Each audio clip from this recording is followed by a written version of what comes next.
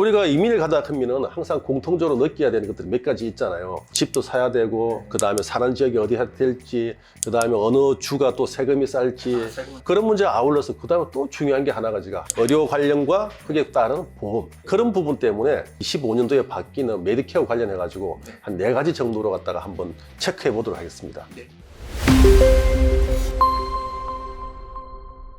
먼저 2024년 내용을 설명을 드리고 그 다음에 어떻게 2025년부터 변동이 적용이 되는지 설명드리도록 하겠습니다. 처방약 부분에 있어서 많은 변동이 있었습니다. 크게는 4가지로 나누어 볼 수 있을 것 같은데요.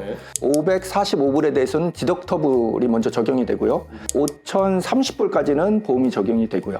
그 다음에 8,000불이 넘어가면 본인 부담이 없어집니다. 그런데 문제는 5,030불에서 이 8,000불 이 사이에 이거를 이제 도넛 홀이라고도 부르고 커버리지 갭이라고도 부르는데 여기에 대한 규정이 없기 때문에 본인이 부담하는 문제가 있었는데 2025년 개정된 내용을 보면 8,000불이던 걸 2,000불까지 대폭 낮췄습니다. 4분의 1로 줄었네요. 네, 그렇죠. 그래서 2,000불이 넘어가는 부분에 대해서는 본인이 전혀 책임을 지지 않는. 그러면 지금까지 이제 특정 질병들은 약을 갖다 처방받을 때 고가의 약이 들어가고 8,000불 넘어가면 되게 힘들었는데 그렇죠. 이제 고가 약들도 대해서는 그냥 2,000불까지만 2,000불까지만 이제 디덕터블 보험 넘어가면은 아예 이제 개인 입장에서 좋아지는데 그 비용은 누가 부담해요? 보험사하고 제약사들이 부담하는 건가요? 보험사, 제약사, 연방정부, 주정부 강화대가 개인에서 비용 부담은 좀 고가약에 대해서는 굉장히 좀 부담이 덜해졌다 이렇게 보시면 될 것 같습니다.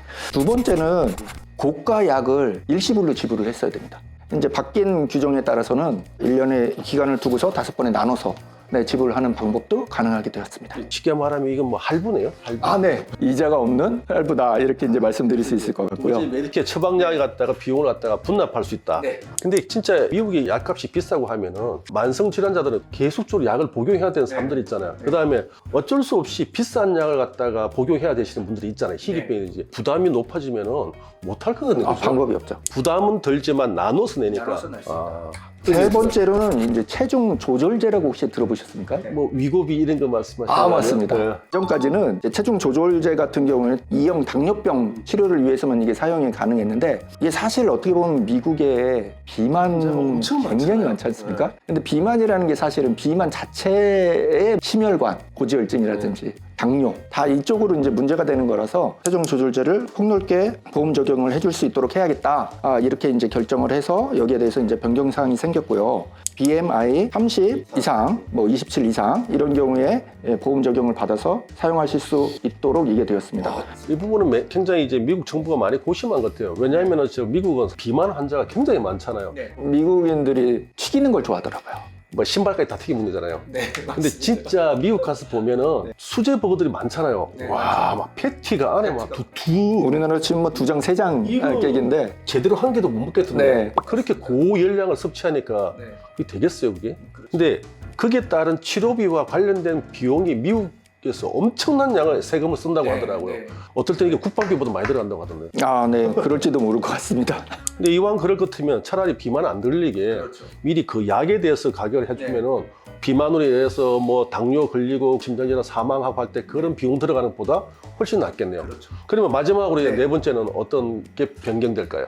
치매하고 관련된 내용입니다. 우리나라도 마찬가지지만 미국도 생존 연령이 높아질수록 걱정거리가 하나가 이제 치매가 될 수 있겠죠. 전국에서 96개의 전문 서비스 기관을 설치해서 운영을 해봤는데 여론이 너무 좋은 거예요. 안 그렇겠어요. 치매 환자 가족들은 얼마나 자기가 비용도 줄고 이런 것들은 많이 확대해야 될 거예요. 네, 맞습니다. 그래서 이제 이 부분에 대해서 294개 기관을 확대하는 계획을 발표를 했습니다. 각 주에 따라서 혜택받을 수 있는 금액의 차이는 있겠지만 2,500불 정도까지는 혜택을 받을 수 있을 걸로 예상됩니다. 이것들은 진짜 프로그램이 좋아가지고 폭넓은 지지를 받을 것 같아요. 가족 중에 누가 한 명 치매 있으면 누가 받을 사람이 없잖아요. 그러면 그 간병인 짐 쓰면 돈 엄청 많이 들어가잖아요. 그냥 월급 그대로 집어넣어야 되는데 그럼에도 그렇게 쉽지 않은데 치매 환자 간병 지원 프로그램이 좀 대폭 확대하면 확실히 많이 좋아지겠네요. 네, 맞습니다. 65세 이상이었다가 이제 메디케어 가입자 및 특정 장애를 가진 사람들을 대상으로 하는데 이는 이제 매년 10월 15일부터 12월 7일까지 오리지널 메디케어라고 불리는 파트 A는 파트 B 가입자는 처방약 보험이 파트 D, 다른 혜택들을 종합적으로 제공하는 파트 C 이런 플랜으로 바꿀 수 있으니까 지금 이거 보고 계시는 분들은 그런 걸 참고하시고 좋을 것 같습니다. 또한 이 혜택을 받기 위해서는 메디케어 D 파트와 메디케어 어드밴티지 플랜 보험에 가입해야 된다는 것 잊지 마시기 바랍니다. 지금까지 그러면 2025년에 바뀌는 메디케어 4가지 정책 방향에 대해서 저희가 간략히 살펴보았습니다. 오늘도 들어주셔서 감사합니다. 고맙습니다. 감사합니다.